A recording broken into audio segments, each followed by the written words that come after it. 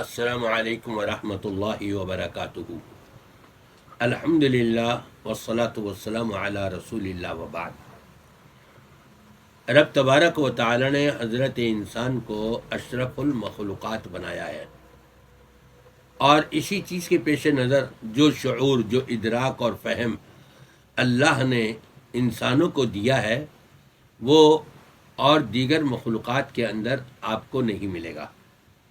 اسی چیز کے پیش نظر حضرت انسان چاہتا ہے کہ میں دنیاوی زندگی عمدہ سے عمدہ گزاروں، میری جن سے ملاقاتیں ہیں ان میں میری نمایاں شخصیت ہو، میرا لباس بڑا عمدہ ہو، میرا چال و چلن، میرا کھانا پینا اور میری رہائش یہ بڑی اعلیٰ ہو۔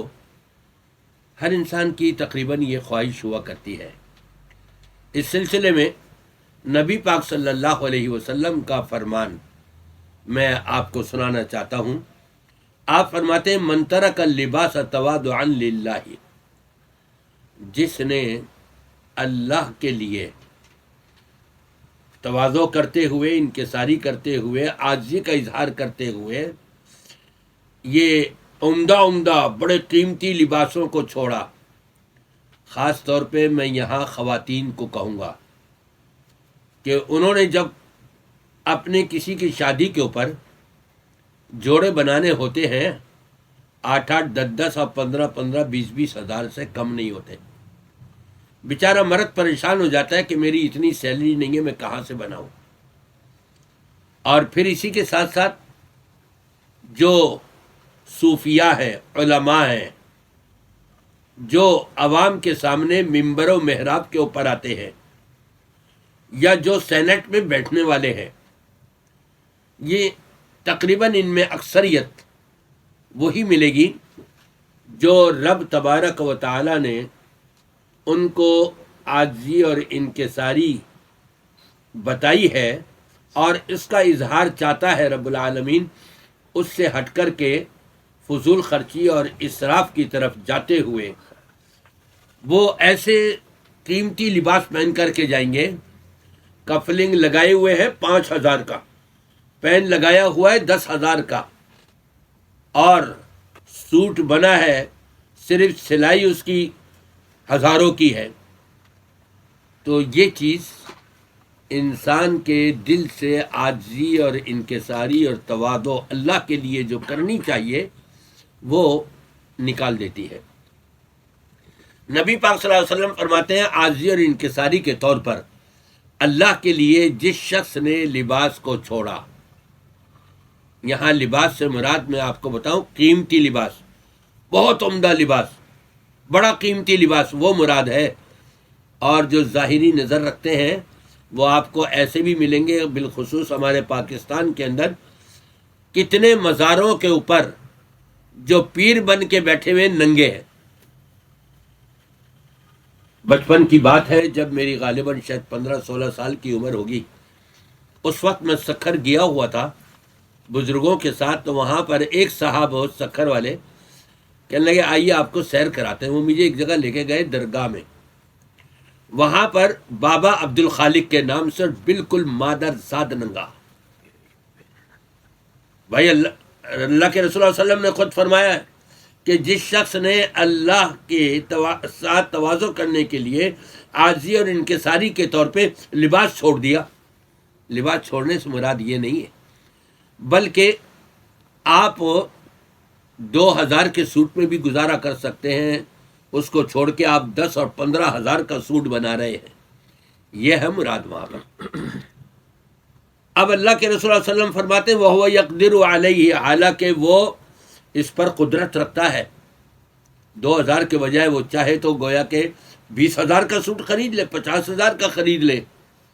جوتی جو ہے وہ پتہ لگا جی اس کی جوتی 20,000 کی ہے، قدرت تو رکھتا ہے، لیکن تواضع اور انکساری مزاج کو اپناتے ہوئے اللہ کے لیے وہ یہ چھوڑ دیتا ہے۔